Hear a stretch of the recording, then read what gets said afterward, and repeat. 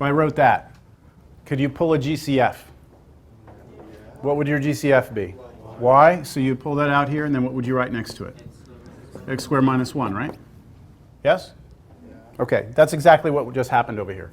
This right here is y. This right here is y, right?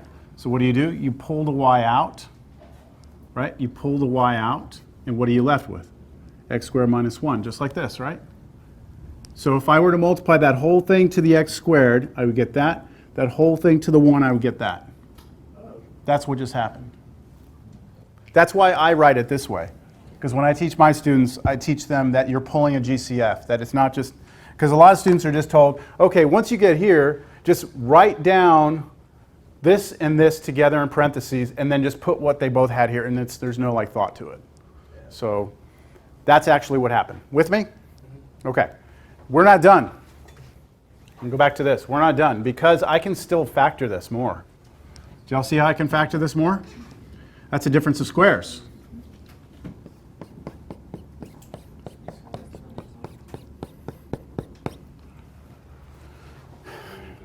And yeah, then I notice I have two factors of x minus 1. So I can write this, and again, the order doesn't matter how I write this. But I can put a squared on the x minus 1 factor because I have two of them, right? That's completely factored. Okay? So now I'm going to come back here. I'm going to rewrite this as 4x over x plus 1 times x minus 1 quantity squared dx.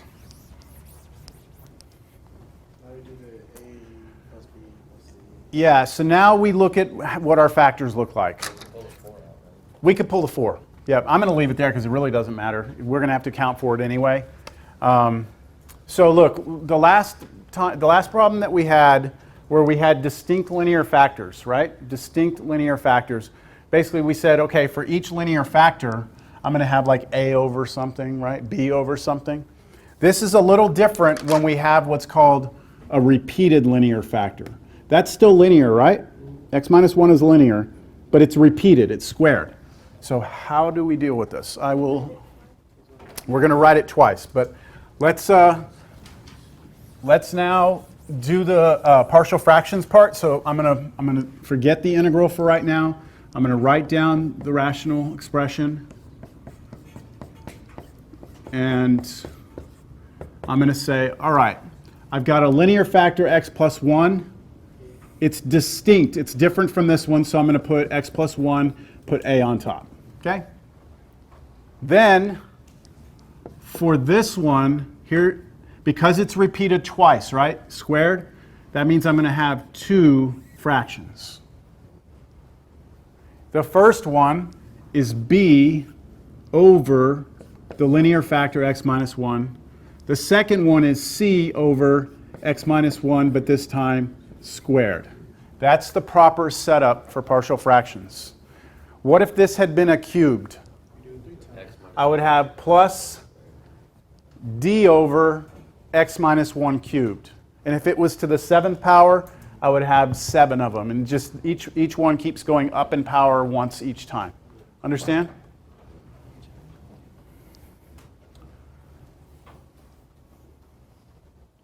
All right. Now, multiply by this right here on this side, and then to each one of those. And when I multiply the denominator on this side, I just get the 4x. And then over here, I have a on top. Yeah, the x plus 1 is going to cancel with this x plus 1. Y'all know what I'm doing? I'll just write it just in case. I'm doing x plus 1 times x minus 1 squared here, x plus 1 times x minus 1 squared here, and x plus 1 times x minus 1 squared there. And then whatever cancels, whatever doesn't is still there. So one of these cancels, I still have the x minus 1 squared. Right? Plus b, and then the x minus 1, only one of the factors cancels. So I still have what there? X plus 1, x minus 1. And then this last one, the x plus 1 squareds cancel, so I get c and then x plus 1.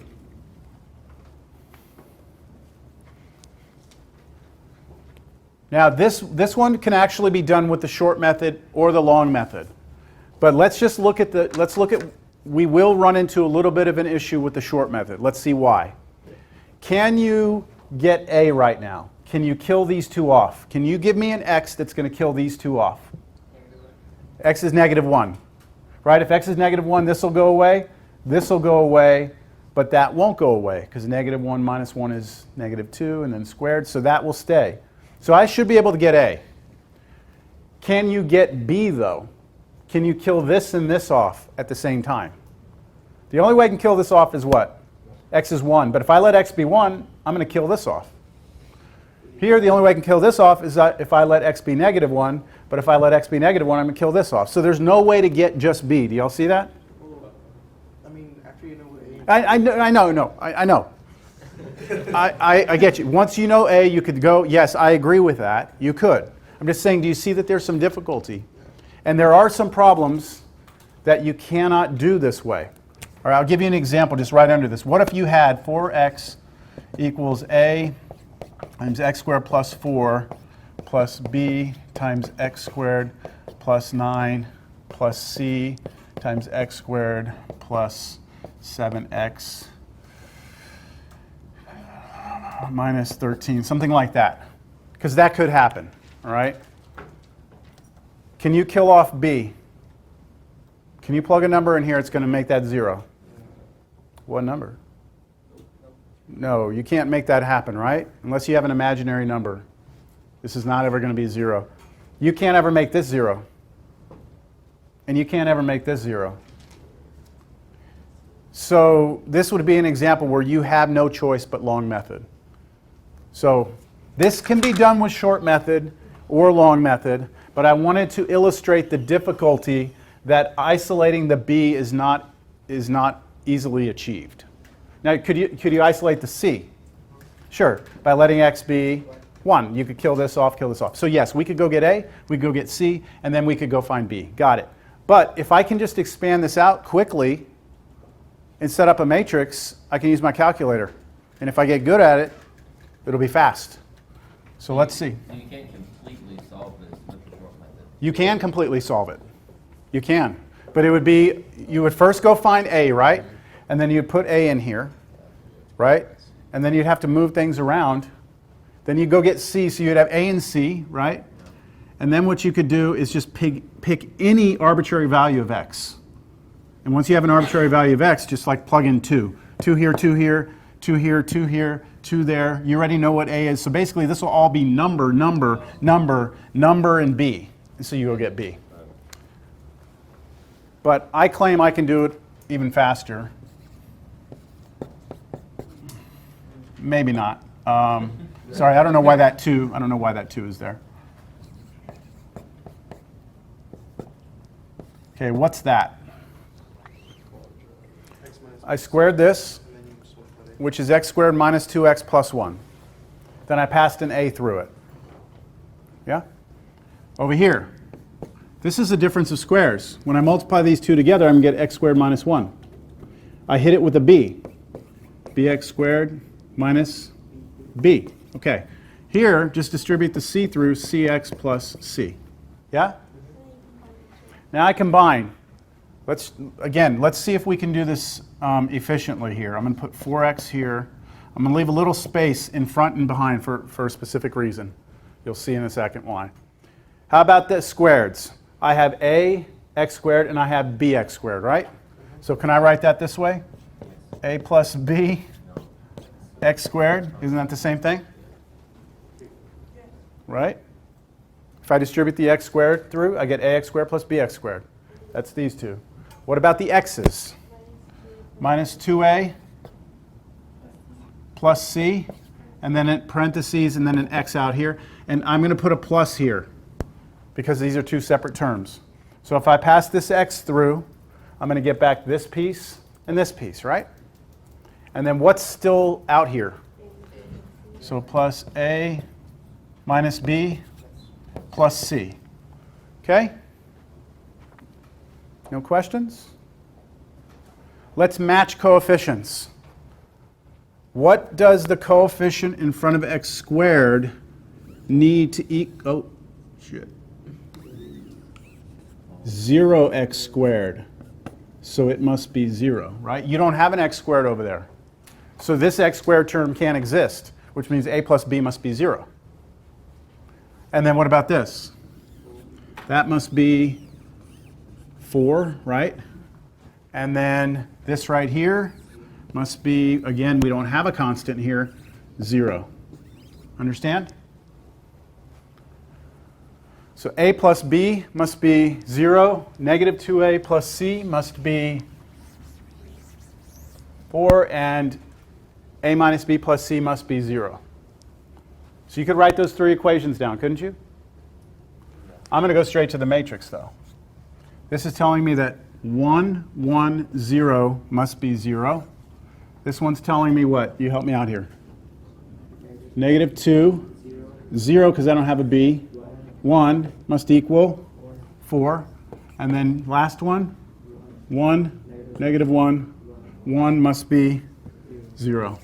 And then you pop that into the calculator and you get your solution.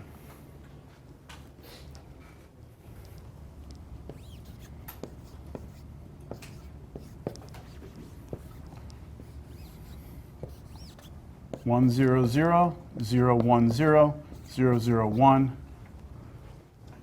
Yes. You found it? Oh. Oh, I tell you, after class we'll have to do it. I can't, yeah.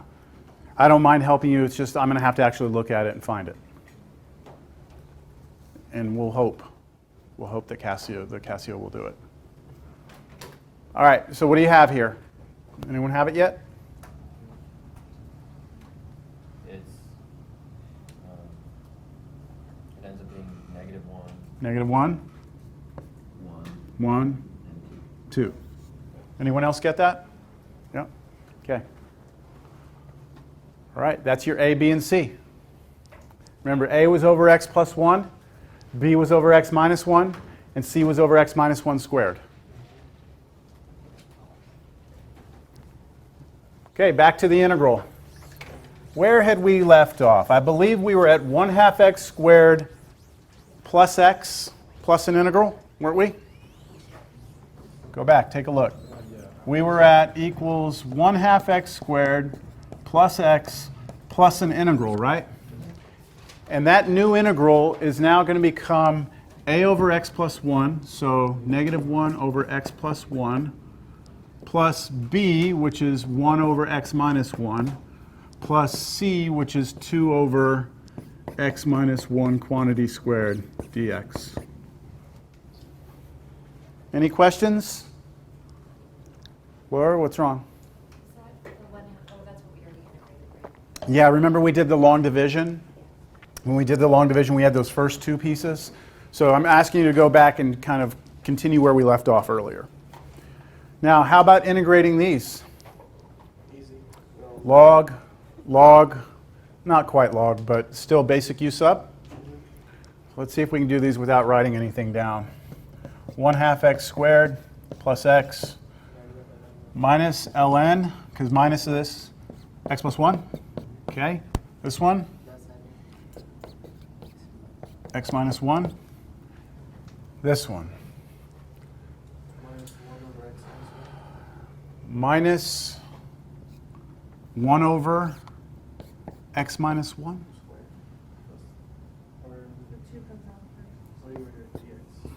What about the 2? yeah, the 2 comes out. That's minus 2. No, but then you multiply times 2, but you have a 2 on the top. And then you just have to.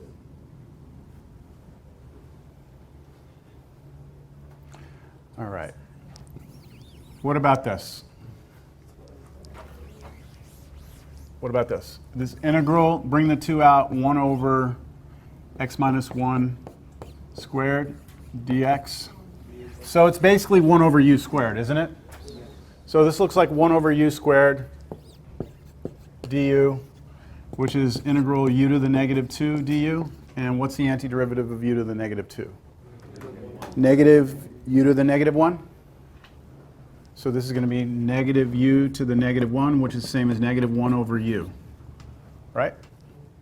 So this basically turns out if we ignore the 2, it's going to be negative 1 over this thing. So there it is, negative 1 over u, but then the 2 was there, wasn't it?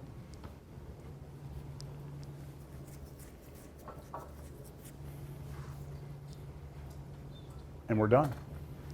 That's the antiderivative.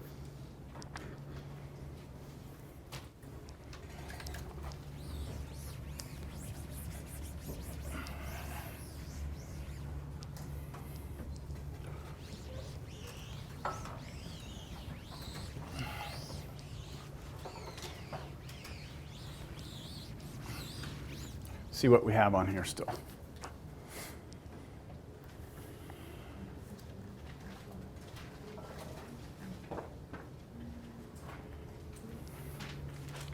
All right, for this one, do we need long division? No, because its denominator's power is bigger than the numerator. So then I go straight to partial fractions, which means I'm going to try and factor the bottom. What's the only thing you can do? Just pull out a GCF, pull out an x, right? GCF, greatest common factor, right? What do they both have in common? Now tell me about the x squared plus 4. Does that factor? Does not. We don't have a formula for the difference sum of squares. There's no formula for it. So we're pretty much stuck. Now there is a way that we can deal with this. We do have 2 factors, don't we? This one and this one. The first one is a linear factor. X is linear. So I know that when I go to set up my partial fractions,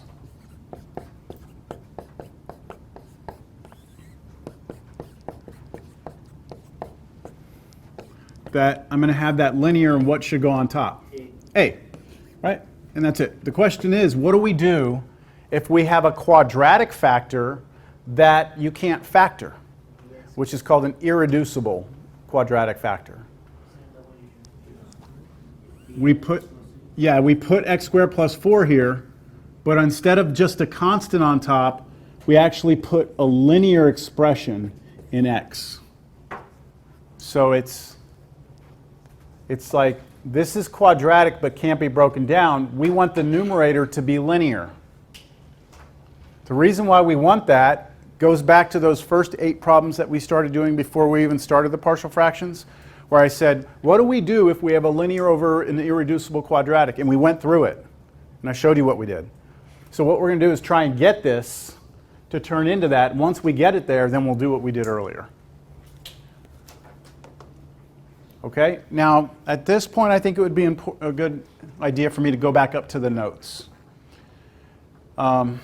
and point some things out. I was going through these notes today in my earlier class, and I realized I had a bunch of typos, major typos in here. And it was just me when I made the notes, I used copy paste too much. I shouldn't have been doing copy paste. And so I've made major changes to this. The notes have been updated on Canvas. There's a new file for this one.